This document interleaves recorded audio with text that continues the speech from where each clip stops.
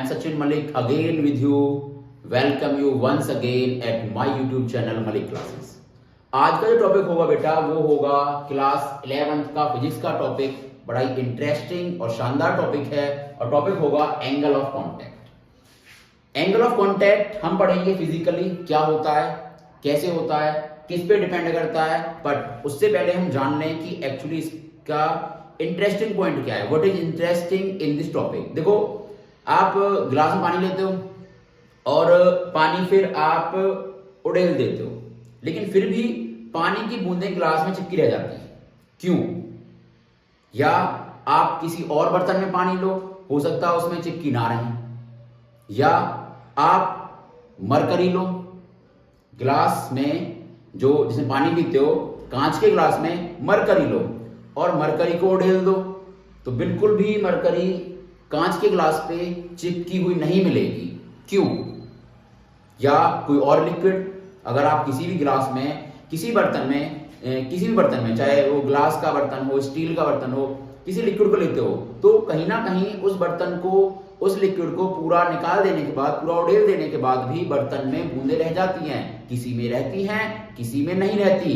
क्यों? इस क्यों का जवाब आज हम जानेंगे एंगल ऑफ कांटेक्ट से। क्यों पानी की बूंदें गिलास में, स्टील के गिलास में रह जाती हैं चिपकी हुई जब हम पानी को उड़ेल देते हैं, क्यों मरकरी नहीं रहती। Clear? So let's start today's topic angle of contact. चलिए आइए स्टूडेंट्स मेरे साथ सबसे पहले एंगल ऑफ कांटेक्ट सबसे पहले जानेंगे होता क्या है भाई। व्हाट इज दिस, है क्या ये एंगल ऑफ कांटेक्ट। तो चलो स्टार्ट करते हैं बेटा, समझेंगे सबसे पहले कि ये होता क्या है। देखो बेटा, ये हमने कोई ये लिया, पानी डाल दिया, इसमें पानी भर दिया, तो जो शेप होती है ना बिल्कुल स्ट्रेट ना होके कभी कभी थोड़ी सी ऐसी हो जाती है। आपने ये चीज नोटिस की होगी। और जो पेन, जेल पेन होता है, जेल पेन का जो रिफिल होता है उसमें देखो इस तरीके से होती है रिफिल भरी हुई, ये रिफिल होगी जेल पेन की। यहां आपने देखा होगा तो रिफिल इस तरीके से कुछ ना कुछ सीधी ना होके कुछ ना कुछ इस तरीके की होती है, यानी किसी शेप में होती है रिफिल, किसी शेप में इस तरीके से। तो ये होता है लिक्विड सीधा ना होके या तो हल्का सा बेंड होता है या हल्का सा ऊपर जाता है। ठीक है, ये होता है। और जो रिफिल होती है हमारी पेन की रिफिल जो होती है, स्पेशली जेल पेन की, वहां आप देख भी सकते हो इस तरीके से वो शेप होती है। ठीक है, तो अब समझेंगे कि एंगल ऑफ कांटेक्ट होता है क्या। देखिए बेटा, मान लिया ये पानी भर दिया, कांच का ग्लास, अभी पानी भर दिया, ठीक है, और शेप सीधी ना होके शेप हल्की सी नीचे की तरफ बेंड, इस तरीके से बेंड हो गई। ठीक है, तो ये है point of contact. Point of contact ये तो हमारा हो गया, ये तो लिक्विड है इसके अंदर, दिस इज लिक्विड, और ये हमारा क्या है, ये सॉलिड है जिसके अंदर पानी भरा हुआ है। कुछ हो सकता है, स्टील का हो सकता है, ग्लास का हो सकता है ना, किसी का भी हो सकता है। तो यहां पे एक टेंजेंट खींचिए और एक टेंजेंट यहां खींचिए, इन दोनों के बीच जो एंगल होता है that is called angle of contact. मतलब at the point of contact the angle between the tangent drawn to the surface of liquid and the tangent drawn to the surface of solid is called angle of contact. ये होता है angle of contact. मान लिया ये liquid है हमारे पास, इसने ये शेप बनाई है भाई, तो अगर लिक्विड की टेंजेंट खींचूंगा ये टेंजेंट आएगी, सॉलिड की ऑलरेडी आएगी, तो इनके बीच जो एंगल होगा that is called angle of contact. बिल्कुल क्लियर हो गया होगा आपको। इसकी बात कर लेते हैं, अगर लिक्विड ये शेप बनाता है, ये शेप उठी हुई शेप बनाता है, तो यहां टेंजेंट खींचेंगे, दिस इज टेंजेंट, लिक्विड की टेंजेंट, और ये सॉलिड की टेंजेंट, तो इनके बीच जो एंगल होगा that is called angle of contact. Clear हो गया होगा बिल्कुल आपको। आई बात समझ? बहुत आसान है, कुछ भी नहीं है। पहले समझिए चीजों को क्या है, फिर अंदर चलेंगे उसके। जैसे मान लीजिए हो गया, कुछ लिक्विड स्ट्रेट भी होते हैं बेटा, बताऊंगा कब स्ट्रेट होते हैं, बिल्कुल सीधे, मतलब ना वो कर्व होते हैं, ना वो बेंड होते हैं, ना ऊपर से कर्व होते हैं। तो यहां टेंजेंट खींचेंगे सीधी आएगी, एक टेंजेंट सीधी आएगी, तो ये जो एंगल होगा that is called angle of contact. I hope समझ आ गया होगा। लिक्विड की टेंजेंट के बीच और सॉलिड की सरफेस की टेंजेंट के बीच जो एंगल बनता है वो होता है एंगल ऑफ कांटेक्ट। क्लियर? चलो अब थोड़ा सा आगे बढ़ते हैं, अब चीजों को समझते हैं। पहली चीज कि देखिए डिपेंड किस पे करता है, पहली चीज नेचर पर डिपेंड करेगा, नेचर।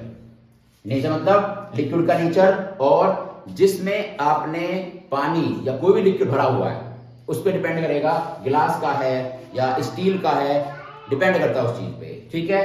दूसरा क्लीन लाइनेस ऑफ सरफेस कॉन्टेक्ट, जहां ये कॉन्टेक्ट है, यहाँ ये कॉन्टेक्ट है तो इसकी, जैसे मान लीजिए ये हो गया बेटा, यहाँ आपने पानी भर रखा है किसी बर्तन में, तो बर्तन कितना साफ है, यहाँ ये बर्तन कितना साफ है या नहीं है, इसी पे डिपेंड करता है वो कई बार हो जाता है बर्तन धुला हुआ नहीं होता, आपने इसमें पानी डाल दिया, पानी भर दिया इसमें, तो यहाँ क्या हुआ, यहाँ बर्तन ये थोड़ी क्लीननेस नहीं है, धुला हुआ नहीं है, कुछ इम्प्योरिटी है, तो इस पे भी डिपेंड करता है क्लीन लाइनेस, जो ये जो कितना क्लीन है जिसमें आप लिक्विड डाल रहे हो बर्तन। Third point, medium above the free surface of liquid, यानी अगर आपने गिलास में पानी डाल दिया तो ग्लास के ऊपर कैसा मीडियम है, ये मीडियम कौन सा है भाई, यहाँ तो एयर है, ये मीडियम कौन सा है, इस मीडियम पे भी डिपेंड करता है, मीडियम कैसी है, कोल्ड है, वार्म है, डेंसर है, रेयर है, मतलब लिक्विड के ऊपर की मीडियम पे भी ये चीज डिपेंड करती है। Fourth, temperature. अब आप बोलोगे सर टेम्परेचर पे तो सब कुछ डिपेंड करता है, सीधी सी बात है, सब करता है, मोस्टली हर चीज, मोस्टली कह रहा हूं, नॉट एवरीथिंग, हर चीज टेम्परेचर पे डिपेंड करती है, क्योंकि टेम्परेचर घटाने पे और बढ़ाने पे फर्क पड़ता है। यही टेम्परेचर बढ़ जाएगा, आराम से मैं बढ़ाऊंगा, बिल्कुल रिलैक्स, टेम्परेचर बढ़ा दो यहीं का 40, 45, 50, तो मुझ पर डिपेंड करेगा, मैं भी टेम्परेचर पर डिपेंड करूंगा, पसीने छूटने लगेंगे, कभी फैन चलाऊंगा, ये वो वगैरह वगैरह, और बढ़ा दें तो यहाँ से भाग जाऊंगा, 60 कर दें, 80 कर दें, 100 कर दें, भट्टी चल जाए मेरे सामने, भाग जाऊंगा यहाँ से, ना कुछ वीडियो बनेगी, ना कोई एंगल ऑफ कॉन्टैक्ट होगा, ना कुछ समझ आएगा।